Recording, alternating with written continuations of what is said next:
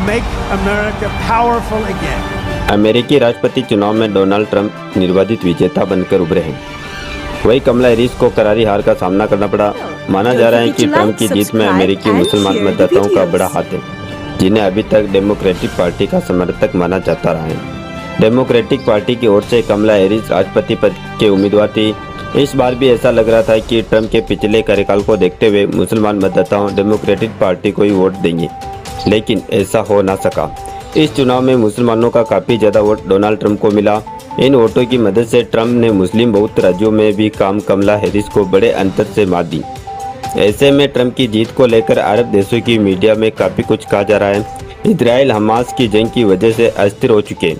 मध्य पूर्व पर ट्रंप की जीत के पड़ने वाले असर को लेकर कयासों का बाजार गर्म है। अरब न्यूज़ वेबसाइट ने ट्रंप की जीत और कमला हैरिस की हार का कारण इजराइल गाजा को बताया। अखबार में छुपे आर्टिकल में कहा गया है कि कमला हैरिस ने फिलिस्तीन समर्थकों की मदद से किनारा कर लिया, जिसका असर उन्हें अपने वोट बैंक पर भी देखने को मिला।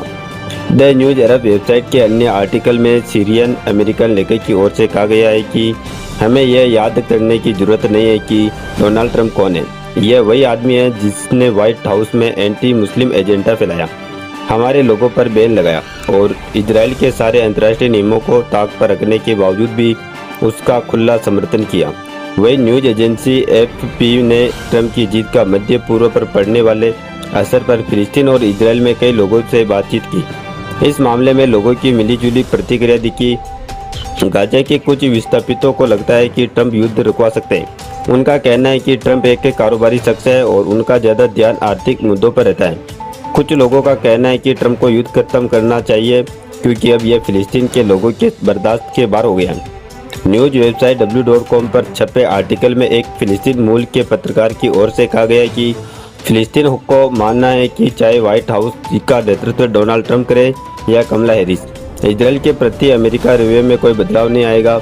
हमारे लिए ज़रूरी यह है कि अगला अमेरिकी राष्ट्रपति इजराइल और अरब फिलिस्तीन संघर्ष को समाप्त करने और वास्तव में टू स्टेट सॉल्यूशन को लागू करने के लिए काम करने के लिए नज़र के साथ आए।